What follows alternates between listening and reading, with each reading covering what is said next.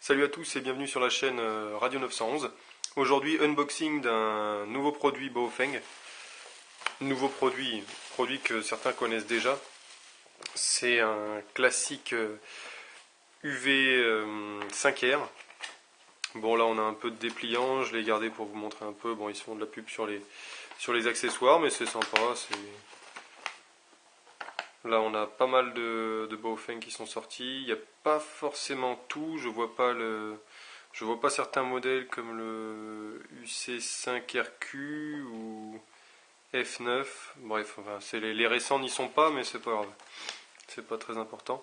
La boîte, boîte en carton, c'est beaucoup ça maintenant. Beaucoup de boîtes juste marquées Baofeng dessus et c'est tout quoi.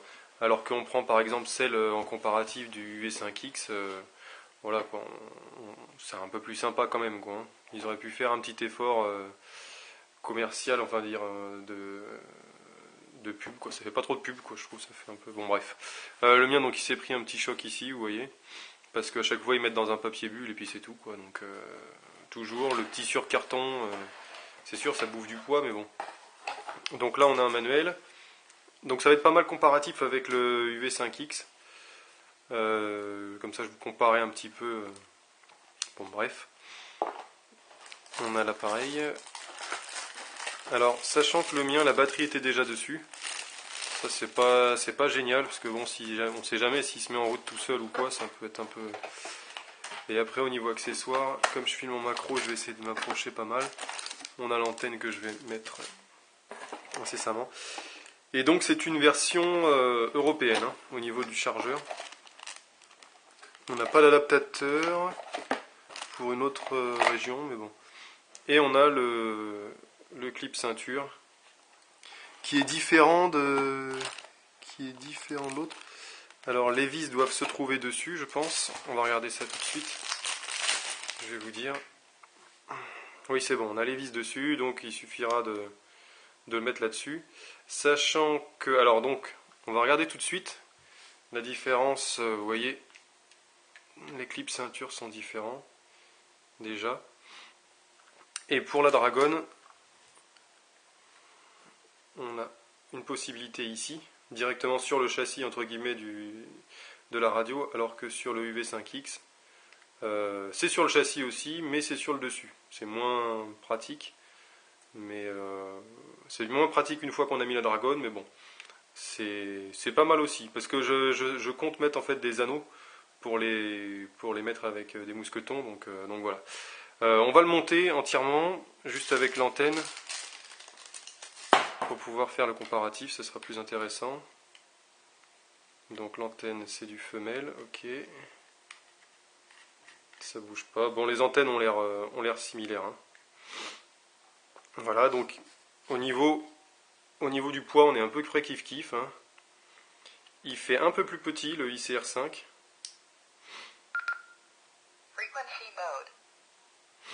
Après, bon, on a la petite protection d'écran qui est pas très bien mise. Ça c'est un peu dommage parce qu'il y en a qui aiment bien le laisser un petit moment.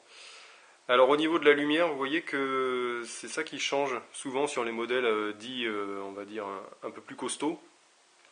Ils rabotent la lumière, alors que là, elle est plus proéminente. C'est ça la grosse différence. Alors après, ça change oui et non. C'est-à-dire que quand vous faites du guidage, par exemple, pour que ce soit pour des véhicules ou autres, c'est vrai que celle-ci sera intéressante puisque non, je me suis trompé de bouton. Celle-ci sera plus intéressante parce qu'elle sera visible de loin et sur les côtés. Alors que celle-ci, le souci, c'est que voilà, faut se mettre un peu plus au-dessus, quoi. On va dire que ça c'est plus pour éclairer, alors que celle-là, pour faire du guidage, c'est un peu plus intéressant. C'est bon, voilà. Après, si vous faites pas de guidage, on s'en fout, mais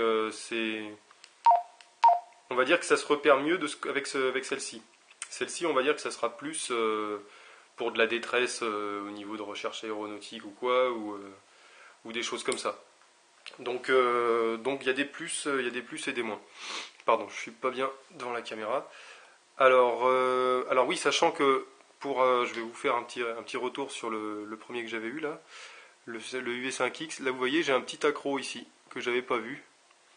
Donc je sais pas si c'est quand j'ai reçu ou quoi, mais il y a eu un petit raté à cet endroit-là. Bon, c'est pas très très grave.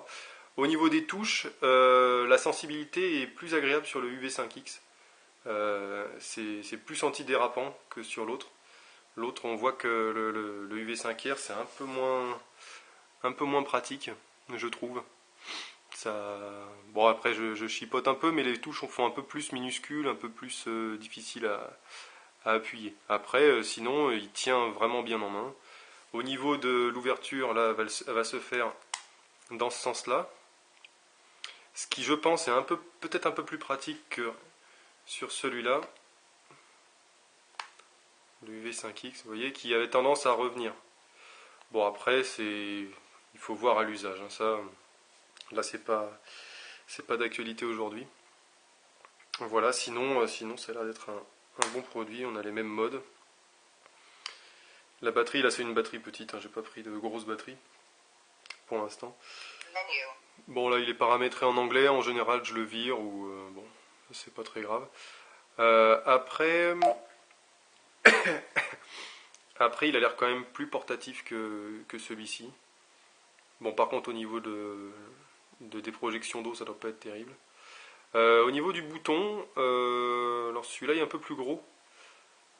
Celui-là est peut-être plus petit, mais du coup, pour l'accessibilité, mettons, si on le récupère par en haut, si vous l'avez à la ceinture, en port, on va dire en port ceinture, ce sera peut-être plus facile avec les doigts. Vous voyez, il y a une certaine pour le récupérer, ou bon, il ne faudrait pas trop tirer dessus, mais ça peut être plus intéressant ça. Et puis on le déclenche un peu moins facilement que celui-là. Celui-là, mettons, vous frottez dessus ou quoi, ça va monter le volume sans le vouloir en fait. Ça c'est un petit peu embêtant. Mais bon, après c'est par contre en revanche pour l'utilisation, pardon, je fais tout bouger. Pour l'utilisation à une main, c'est vrai que c'est plus agréable. Vous voyez, avec le pouce ou quoi, on arrive à le bouger facilement. Alors que l'autre, bon, on y arrive toujours, hein, mais c'est quand même moins facile. Ça doit être fait exprès, je pense. Il y a de fortes chances, mais bon. Après, là, l'écran est quand même pas mal protégé avec la proéminence des bords, là. Donc ça, c'est pas mal, c'est un bon petit côté. Donc voilà, j'ai pas installé donc encore le clip ceinture, mais je le ferai. Je préfère le laisser sur chacun de mes modèles. Voilà, après, il faut que j'essaye avec j'ai commandé une pochette tissu là pour l'emporter. Donc je verrai si ça rentre, si ça passe avec le clip ceinture ou pas. Mais voilà, donc les modes de fonctionnement, c'est exactement la même chose. Bien souvent, on peut commencer par un reset total de l'appareil. Là, je vais regarder s'il y a des... Ouais, vous voyez, il y a des channels, il y a des... Ouais, il y a déjà des programmations qui ont été faites dessus, donc je vais virer ça et puis on reviendra. Je vais enregistrer mes 8 canaux. Là, c'est vraiment sorti de boîte, hein, je ne l'avais pas essayé avant, donc voilà, il est paramétré d'usine, entre guillemets, comme ils me l'ont envoyé. Donc voilà, après, ce qui est sympa aussi, c'est que l'écriture Baofeng, elle est un peu brillante comparée à l'autre, vous voyez. Et puis, comme sur beaucoup de Baofeng UV5R et autres, c'est pareil, on a le nom qui est en dessous. Plus facile pour s'y retrouver quand on a beaucoup de modèles qui se rapprochent entre les 5 watts, les 8 watts. Donc ça c'est un 5 watts aussi. Hein. Donc voilà. Voilà pour l'unboxing du ICR5. Et je vous dis à bientôt pour d'autres unboxings que je pense faire prochainement.